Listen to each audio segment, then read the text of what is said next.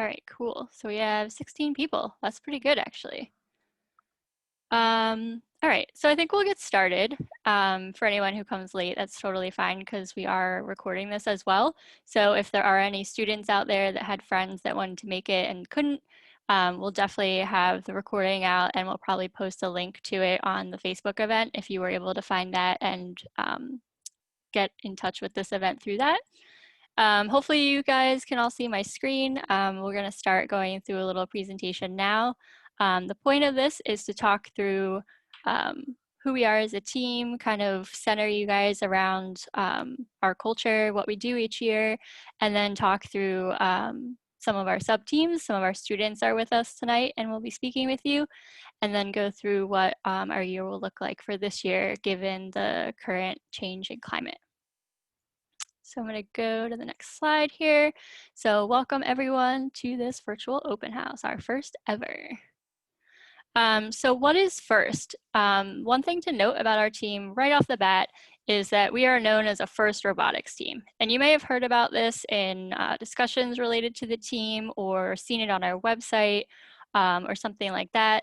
Basically, FIRST is our overarching organization. So it's the company that puts on our game challenges each year and that ties all of the FIRST teams in the whole world together. It's actually an acronym that stands for Inspiration and Recognition of Science and Technology.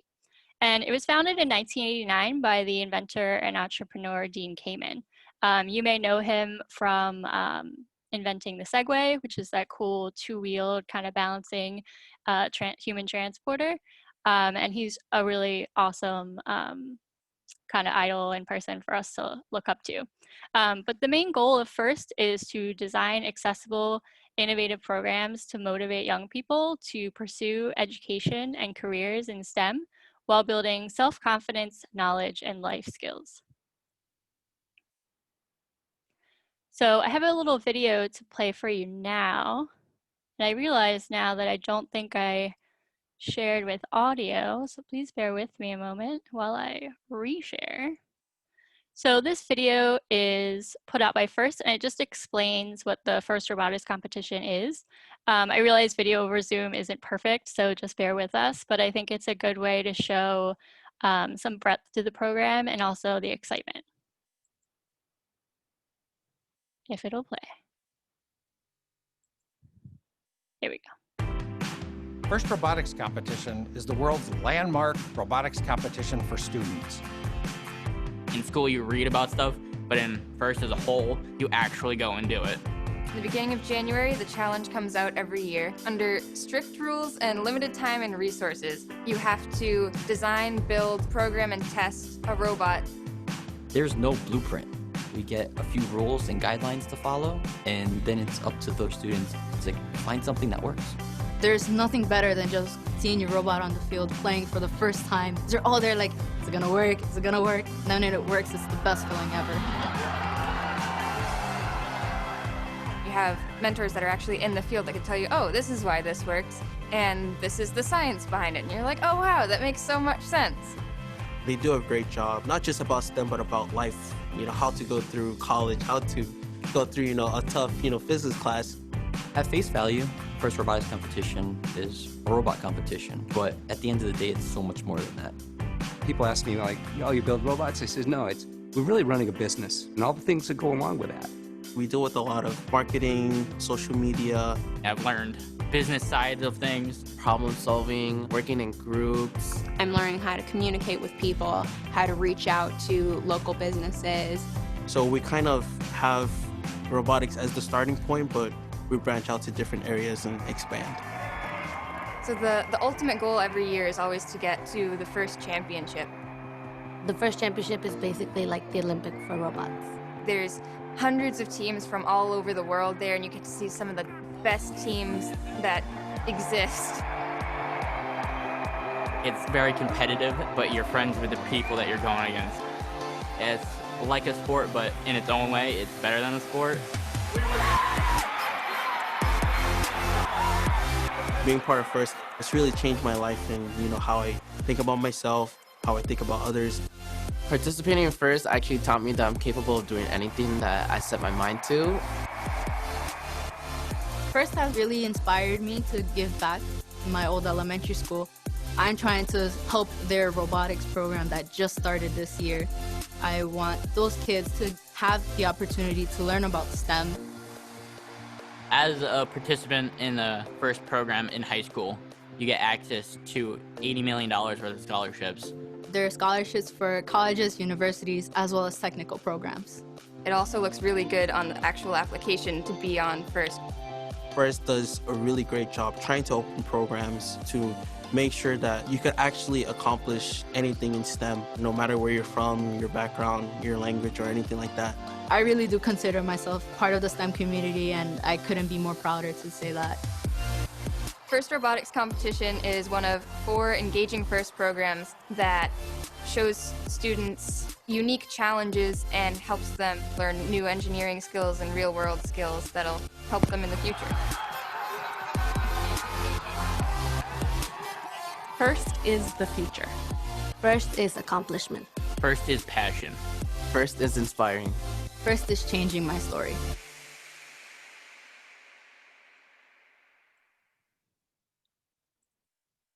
Okay, so hopefully that video wasn't too terrible for you on your end. But one of the other important things about FIRST is that we definitely kind of work under a philosophy that's put on by the organization. And this philosophy really kind of dictates our team culture as a whole. You'll notice right away from the video that you saw, we're not building battle bots, right? So unfortunately, if you were excited about that, we don't build robots to destroy other robots, but we do work collaboratively as a team to build a robot that accomplishes a task. And there can be many different tasks. It's basically a game challenge each year. And having to do with meeting this goal as a team, there's basically 2 kind of philosophical points that we all rally behind. The one is gracious professionalism, which basically means a way of doing things that encourages high quality work, emphasizes the value of others, respects individuals, but also the community. So when we go out to compete on the field, we're not out to destroy our opponents, but rather to compete as best as we can and play on a really fair playing field in which we can hopefully be successful against other teams. The second point here is cooperation, which is kind of a made-up word that blends cooperation and competition. It's displaying kindness and respect in the face of fierce competition. Teams can and should help and cooperate with each other even as they compete. So it's really about making sure that when we go out onto the field to play a match, we're playing against our opponent at their best, because if we go out and win against a team who is not at their best, it's a lot less fulfilling. So who is Team 341? So this is a number that obviously seems kind of arbitrary, but it was actually the number assigned to us by the FIRST organization way back in 1999. We were kind of, I guess you could say we were the 341st team to sign up, but there's a little other story behind that too. But basically that is our number, and our team name is Miss Daisy. We are a group of roughly 10 coaches and industrial mentors, and our team size usually averages around 60 students per year. Right now, we actually have 35 students returning from last year. Obviously, we lose students each year when they graduate, when they're seniors, which is always a sad moment for us, but they have to move on. And like I said, we were founded in 1999 by previous Wissahickon High School teacher, Alan Ostro. So our team did recently celebrate its 20th anniversary, which we're really proud of and happy to celebrate. And one of the things that really sets our team apart that we like to talk about is that our team builds a robot, yes, and that is what we like to say kind of the campfire that we all gather around, but what our main goal is to actually build people. So that's our team motto. And we were actually honored to be inducted into the FIRST Hall of Fame in 2010 for being a really successful team both on and off the field, involved in community outreach, and also just achieving a lot of goals both on and off the field. So one thing I wanted to point out, which I don't know how you got here tonight, but it could have been through an email or a Schoology post that one of your teachers made or something like that. But wanted to point out that you should definitely check out our website if you have not. So team341.com is our website, and in the top right corner, you can find links to all of our various social media outlets. We have an awesome kind of PR and media team that you'll learn about later that works hard to maintain our public image across a lot of different social media. And if you are really interested in the team, I would suggest you check those out and also check out our website. So at this time, there's a lot of people on this call that you could probably see our shining faces. I wanted to go through some of the coaches and mentors that were able to join us here tonight. So just to introduce the people that are here, we'll go down the list here. I'm first. My name is Kirsten. I am the head coach of Team 341 Miss Daisy. I am a Wisconsin graduate. I graduated in 2003, and I went on to study digital media arts. I actually was not an engineering major or am an engineer now. I am a UX and UI design director for a healthcare marketing agency. I really love this program. I've been involved with it since my high school years in some level of dedication, obviously now being my most dedicated time the whole time. And I really believe in it because it gave so much back to me. So we can go down the list here, and Kara, if you can unmute yourself and introduce yourself. Hi, my name is Kara. I am a first robotics competition alum, but I did not go to Wisconsin. I actually grew up in Michigan, and I was on a team when I was in high school there. I went on to pursue a material science and engineering degree at Michigan Tech, which is way up north in the Upper Peninsula of Michigan. And then I ended up out here because of my job. I work for a steel company and I do quality assurance. So with the team, I focus a lot on the mechanical design and build, keeping the shop organized, and just trying to help out in any way that I can. Sean. Hello. Hi, I'm Sean. I am a graduate of Wisconsin. I graduated in 2012. I then went on to Drexel University, where I got a bachelor's and a master's in electrical engineering. And now I work as a project engineer.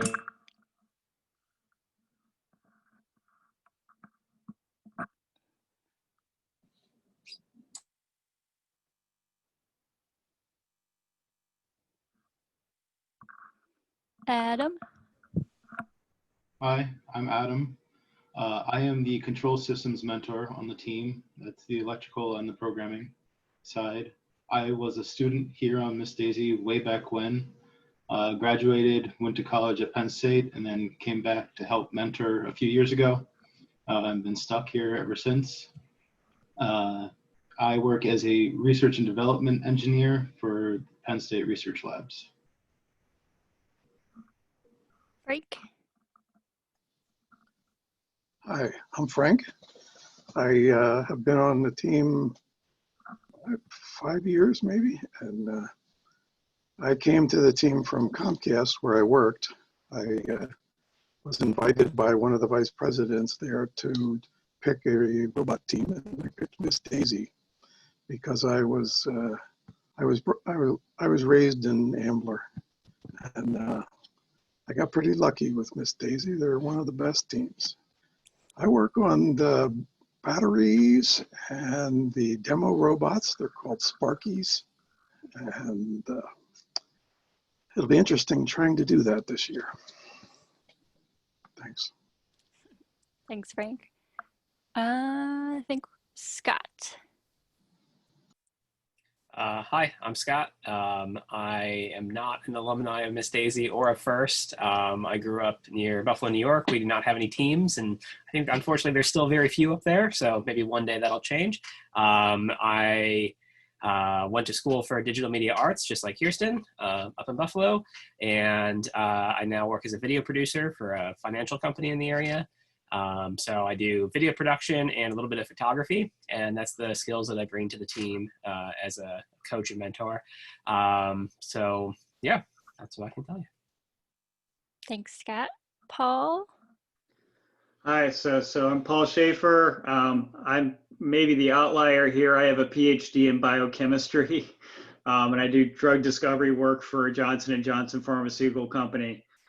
Moved to the area a few years ago and have gotten involved with the Daisy team. I grew up, we didn't have robotics, but I was involved in this Odyssey of the Mind competition where we would build these balsa wood structures, 15 grams, and we once had one hold 2,000 pounds. And so I'm very, this is my first year as a mentor, but I'm much more on the build side of the mentors. And I'm looking forward to learning this year with the students what this year is going to be. Awesome. Thank you. I think we got everyone then. So that's a little bit about our coaching staff. Not everyone was able to join us tonight, but we also have a few other individuals. Scott England here helps us on the design and build side. Mr. Rayheck helps us with a lot of odd jobs actually, but he also helps us build our field parts, which are basically building parts of the game challenge that are the scoring components of the game so that we can accurately test our robot. David Leff here also helps us with the design side. He's very involved in CAD and fabrication. And that's everyone, yeah. So the next thing here is what our typical school year looks like. So we're gonna be talking obviously a little bit about what typical things are, and then obviously things will be different this year. But our typical school year in October through December, we basically use for skills training. We call it kind of like our fall training period. We usually have a lot of other things going on, like obviously Ramp Ride, if you've ever been to that. We have off-season competitions and just other fundraisers and events that usually happen that are off the table, unfortunately, for this year. So this fall, we'll be focusing a lot on giving you guys new skills and, you know, getting our team to a place where we can have a good training background and a good period where we learn some new things. So January through February in a typical school year, we usually receive our new game challenge the first weekend in January. So we usually get a new game every year, and then we have around 6 weeks. That's a little bit different now, but that's the main crunch time where we build the robot. And also that comes with that is strategizing for the game, figuring out, you know, okay, what is this game challenge? How are we going to attack it? What is the best application of our resources? Stuff like that. And then March through May, we spend competing around the area. We spend a lot of time improving our robot too, because it's fairly unlikely you'll get it right on the first shot. You know, there's a lot of different ideas out there and we'll learn along the way. And then we have usually an end of year banquet, and we do some performance reviews with the students. So again, this is all what a typical year looks like, and we'll be going into what we know about this year. So typical January through February schedule. We also just wanted to throw this slide up really quickly. You may or may not have heard, but the robotics team is a year-round activity and it is fairly time intensive. This year, we're gonna be flying a little bit by the seat of our pants here, trying to figure out, you know, what time requirements are and stuff like that. But I wanted to put this slide up really quickly just to show everyone, hey, you know, January through February, this was what our schedule was last year. We work Tuesdays, Thursdays, Friday nights, and then Saturdays and Sundays. It's a really intensive time period, but we also wanted to call out too that no student is expected to be at all of these hours. These are basically open shop hours, and then students can make their own schedule therein. And I'll go through the participation policy that was last year's in more detail in a moment. Again, just information we wanted to show you. What our typical competition schedule looks like is we'll attend our first district competition in early March. In that same month, we'll usually hit a second district competition, depending on what we sign up for. In April is the district championship if we qualify. And then in April or May, depending on which world championship we pick, because there are two, we'll either attend the world championship in Houston or Detroit currently. So these competitions are hopefully going to happen. Maybe something in some fashion will happen this year. We don't know. But the World Championship has been pushed back for now for July and August. And that is the only trip that you'll see on this list that incurs a cost. But if there are families out there that the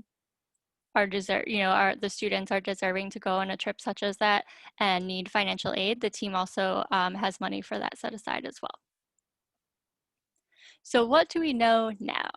That is the important question, right? So as we were talking and making this presentation last night, we all touched base. Yesterday, an announcement was put out by FIRST in regards to what their plans are for this year. So there are 3 separate challenges or things that they're offering that don't require meeting in person and being unsafe in any way given the current pandemic. So the first thing that they're going to be running is this thing called a game design challenge. And it allows students to design their own FIRST Robotics competition game and then compete for judged awards related to the, creativity you can come up with on how you would choose to make a game. This one is a funny one because our team has actually made 2 previous games of our own in the past. So we have a little experience here that we could definitely, derive some ideas from. We also have a really amazing strategy team and scouting team that are really good at analyzing games, and I'm sure it could come up with some really awesome ideas. The second thing here is an innovation challenge. What they're saying about this one is that you can identify a real world problem related to this season's theme and design a solution, build a business model, and deliver a pitch to compete for judged awards. So we actually kind of did something similar to this. We embarked on a CAD competition in the spring related to like a known problem in the world that we could try to solve. And we actually won 3rd place in that competition, which included a monetary prize. So that was really exciting. And I know that all of our students coming together could really rock this challenge as well. We have some really strong CAD and PR skills. So that would be really awesome too. And then the third challenge here is something they're calling FIRST Robotics at Home. So teams can show off what their robots and drivers can do in a skills challenge and illustrate their robots' technical qualities by sharing information with judges remotely. So what do all of those words mean? Basically, last year we did build a robot, as we always do, and a lot of teams didn't even get to compete, but we were actually really lucky that we were able to compete in the first and only district competition in our area before things were closed down. So basically all teams that participated last year will be allowed to continue using and modifying their robot from last year. So we can do something as little as using our robot as it is now and participating in this, all the way up to potentially redesigning major components and making them even better with our new team's support. So that is basically what this third challenge is. Another important thing to note from the release yesterday, I just wanted to throw up on the slide here. So they are opening team registration, but it's a season built around the 3 things I just explained and not in-person gameplay. This is a huge change for our team, and it's something that we're really going to have to just come together and work through. And we have some of the best coaching staff, here, and we have some amazingly smart students, so that I know we'll be able to come together and have an awesome season even without gameplay. But first is considering reevaluating this later in the season, so it is a bit of a hot potato right now. They're targeting January for reevaluating this decision. But right now there is no gameplay scheduled and there's no ability to register for events. So just wanted to be really clear on that. Obviously it's not what we would want, but we will move forward anyway, and we wouldn't be competing in fall anyway. So we're gonna work on our skills instead. So fall training, like we've been talking about, this is a really, really important time of year. It's a little bit hard to motivate because it's almost like doing a lot of the prep work without seeing the results quite yet, right? So in the fall is really the time when you need to grasp hold of, what new skills you want to learn so that you can then apply them later in the year. We usually do things like safety training and other required skills. We run workshops, seminars, hands-on project-based learning opportunities. It's just a great time to learn new things. So what is that going to look like this year? So the coaches sat down and we kind of all have our specialties, as I'm sure that you've heard and kind of figured out. And we kind of all have different tracks of knowledge that we share during the fall. So we sat down and we looked at all of those trainings, and a lot of those can be done online. So that's really nice. We're not really kind of missing out on a lot quite yet in the fall. So we will be running virtual training and work sessions. We're going to try to stick to that build season schedule that I had posted earlier. So we'll have opportunities to train on Tuesday, Thursday, and Friday nights, and if we require some longer sessions, potentially Saturday mornings. But the way that this will work is that members can choose their training based on their interests. You won't have to attend, every training session. If Scott, for instance, is doing a session on photography, but you don't want to join the media team, you don't need to attend his session. And conversely, if you're interested in learning about photography, but don't want to learn about robot design, you don't have to attend. But this is the great part of the year where there's really no risk. So if you have the time and you want to kind of see and experiment and see what things are like, you can hop on to really anyone's call and learn new skills. So members will choose their training based on their interests. We are going to come up with some minimum requirements for participation just to make sure that you are learning, and if you have an idea of what sub-team you want to be a part of, making sure that you hit the important sessions for that sub-team so that you are well equipped when the time comes to utilize those skills. And then we'll also be doing shorter sessions. So you may have noticed on the schedule, our work evenings are 3 hours or longer sometimes. We're not going to sit on a Zoom call for 3 hours after you all are attending class on Zoom or Teams all day, or some of us are on Zoom all day at work. So we will be running most likely around hour-long sessions. And like I said, we'll reserve Saturday mornings perhaps for some longer sessions if that's required. And we will record all of them as well so that there can be a nice repository. If you aren't able to make something, you could potentially review it later. So what are the topics that we go through? This is just a list I threw together related to some things I know that we're going to go over.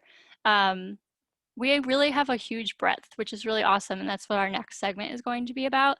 In that video, it really spoke to me that one mentor said that their team runs like a business, and it's really true because the design of the slides you're looking at now, all of the uniforms that we're wearing, our logo, it all comes together, and we have a lot of people working on a lot of different things, not just related to the robot. So some training topics that we'll go over are obviously robot building techniques. There are things, that we reuse every year, different concepts.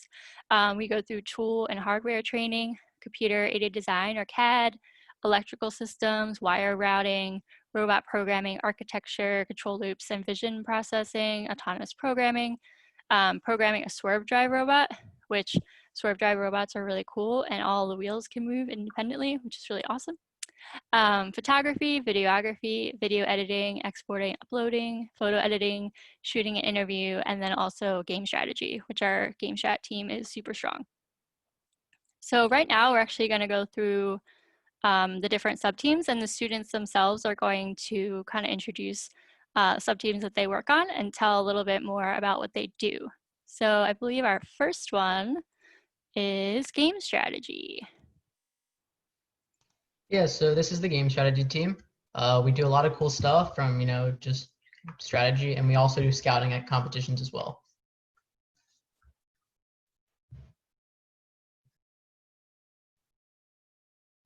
So in the first weekend of January, we are presented with the game on kickoff, where everybody is revealed the game, a brand new game that we haven't played before. So it's the strategies team to kind of role to analyze this game and kind of pick apart the game into pieces and try to figure out really what makes that game unique. And then we have to develop a strategy to guide robot requirements, right? Because we're not like FLL, where we kind of have like an instruction book to make a robot. You start from scratch. So the strategy team has to make like a list of things that the robot needs to do.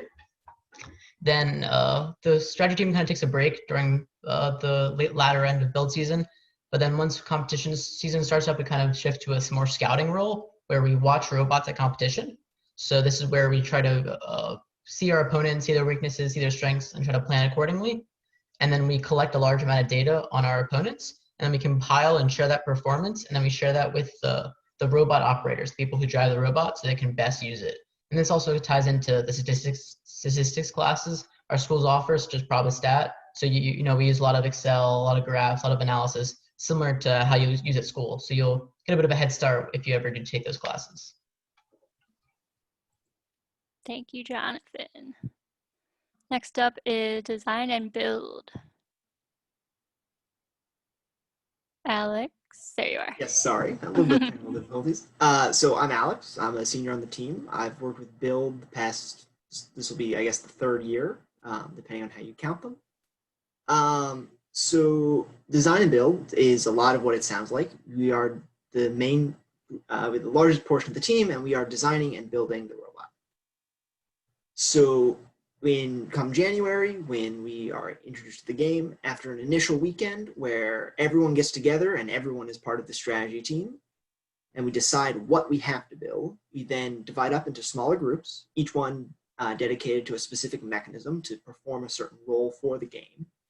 And we then prototype out many, many different ways that that mechanism could be designed, each different solutions, and we try to encourage lots of creativity there.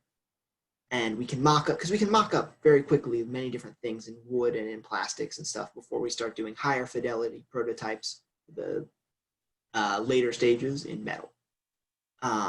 After an initial set of prototyping, we get into designing what the mechanism really will be.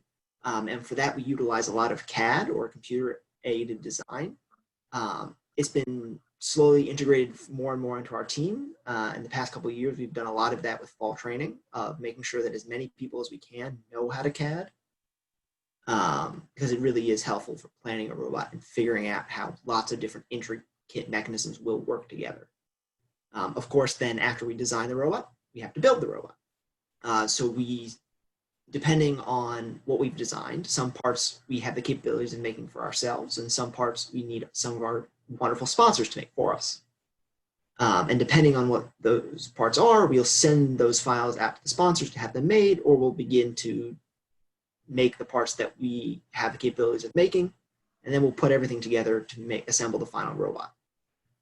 Later during competition season, a small group of the members of Design and Build are going to be part of what is called a pit crew, who work in the pits and repair the robot between matches and make sure that it's continually upkeep. And then in between competitions, again, we try and iterate and further improve the robot, because we can always be better.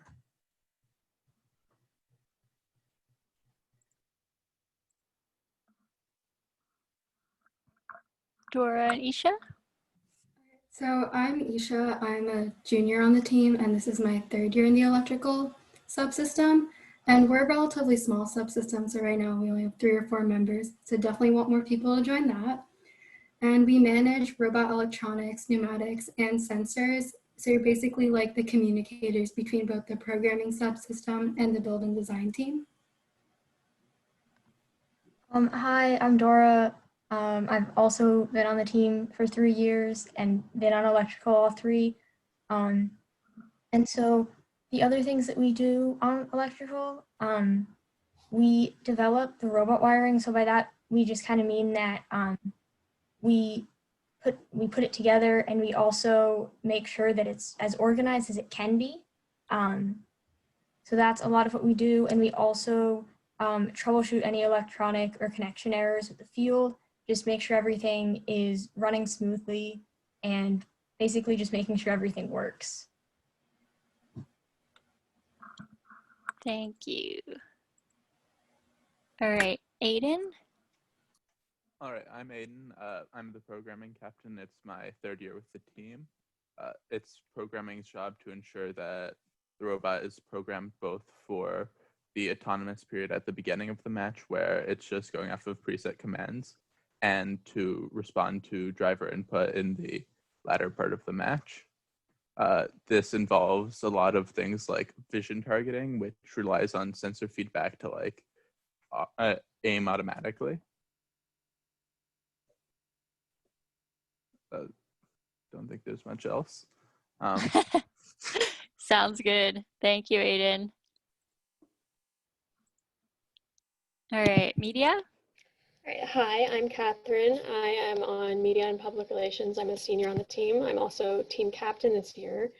Media is a really important part of our team. We are largely responsible for our team's ability to represent ourselves to the general public, and that's broken down into a couple different forms of documenting what we do. So there's a lot of photography. We're taking pictures of the team, doing pretty much everything, whether it be in the shop, at competitions, just making sure we're getting clean photos of that stuff and editing it accordingly to post on social media.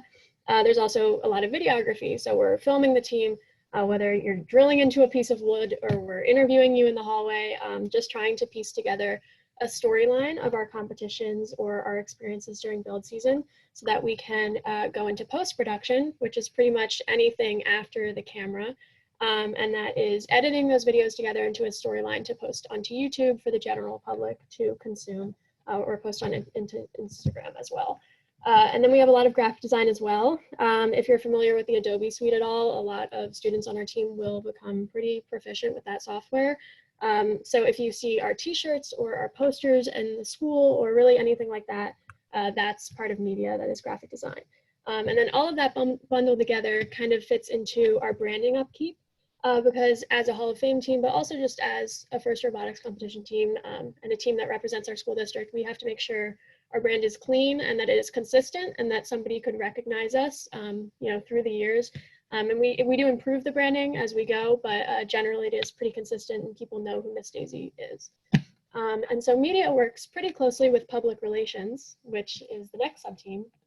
And public relations shortened is PR. So you'll see that media and PR are often grouped together. And that's because they're kind of like two halves of a whole for our branding. So public relations is something everybody on the team will kind of get into at some point, but we have a dedicated sub-team that does a couple things. So we write awards essays, which are essays for a specific set of criteria for an award at a competition. And essentially we write those essays throughout build season. We submit them to FIRST and judges, and they will compare them to other teams at competitions and choose a winner accordingly. We also maintain sponsor relations. Our sponsors are essentially what allow us to conduct general team activities. They're funding a lot of what we do. We want to make sure that they know that we're grateful for them. So we update our social media, we email them, we try to keep them in the loop with what our team is doing because they are supporting us and we want to make sure that they know what's going on. And then that also ties into upkeeping our social media. We are on a lot of platforms and we want to make sure that our Twitter, our Instagram, our Facebook, they're all updated with what we're doing. People in our community or people just in the FIRST community can see what we're doing on a regular basis. And then that goes into just representing our team to the general public or to event judges. A lot of people know who Miss Daisy is. They can be in our closer community. They can be in the FIRST community, they can be teachers, parents, students, whoever. So we want to make sure that whoever is reading our website, whoever is seeing our social media, that they understand what we're doing. And then that also goes with competition judges. Those are kind of the people that really, really judge how we present ourselves and compare it to other teams and consider us for awards and stuff. So that's kind of where PR comes to a point. And then we also maintain the website, which is kind of the central point of all of our social media, how we represent ourselves, because that is where we are individually Miss Daisy. It is just a Miss Daisy zone, like that is our site. So we want to keep that updated throughout the year. We write weekly blog posts throughout build season, which consists of us trying to explain what we're doing every week. So it could be, we're finishing this part of the robot or we're programming this, and just making sure that, we're updating people in our community. We also have to update the upcoming events because in a normal year, we will be attending, outreach events or competitions. We want to make sure people know where we are in case they want to attend. And then we also have to maintain the other pages of the website that remain relatively consistent, but the information does change. So we check in with pages like the history pages, the outreach pages to make sure that everything on our website is accurate and clean. Thank you. Okay, so that was a little bit from our students about all the different sub-teams that as a student you could potentially join. There really is something for everyone, so that's really exciting. But we also work really hard. So if there's around 60, 65 students a year and we're meeting a large portion of our time, we spend at robotics January through February. These are some interesting stats that we like to look back on each year. So this is a fun game we like to play, but basically last year, total student build season hours were 4,935. The average hours for a build season that a student put in was 97, and the most average hours per week by a student were 26 and a half. The requirement was much lower than that, just to reassure everyone. I believe it was 12 hours per week on average. So that person definitely went above and beyond. So just to go into the participation policy a little bit, again, this was last year's, and we are really just kind of flying by the seat of our pants right now on what will be this year's. But we thought this was helpful historical information just to know what happened last year. So the training period from October to December for full-time was 18 hours a month, and for part-time is 12 hours per month. So there was an option to do full-time or part-time, depending on if you were a rookie and you weren't quite sure if you'd be able to manage your workload and other life obligations with the team.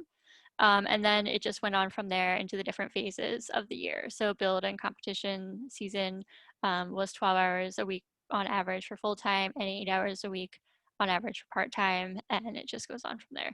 We didn't even really get to finish the rest of this last year. And like I said, we will be changing this for this year. It will be clearly much lighter if we don't have to compete or build a robot from scratch.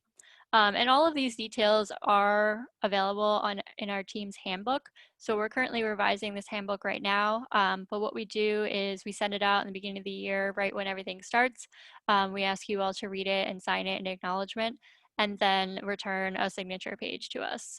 So once we get going for the year and we have kind of the mailing list set up and we're going to start sending messages, then you should see this in your inbox soon.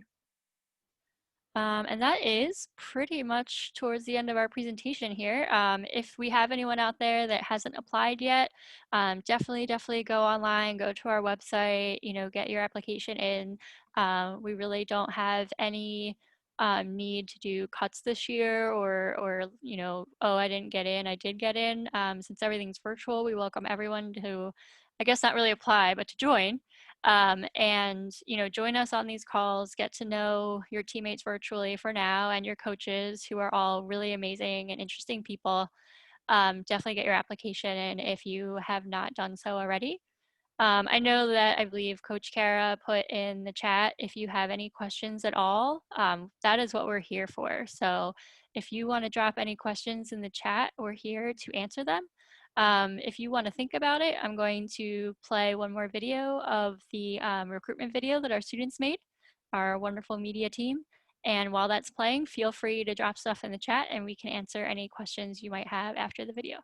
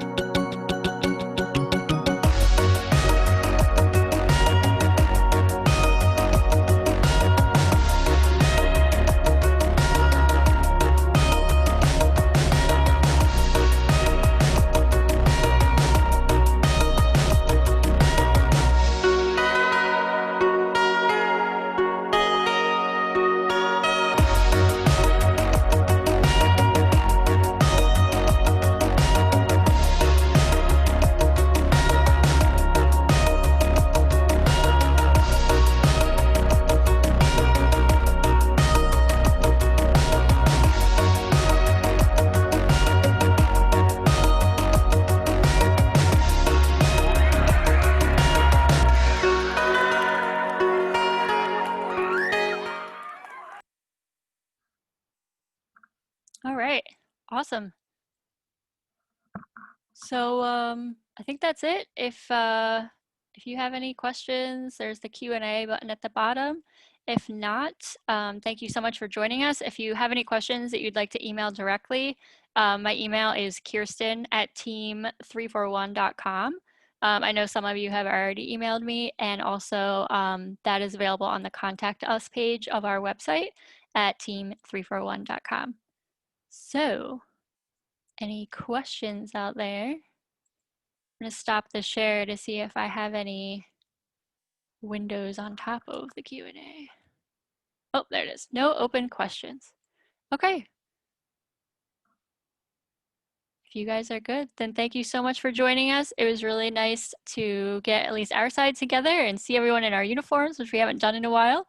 And thanks so much for coming. If you have any questions at all, let us know. Have a fantastic weekend.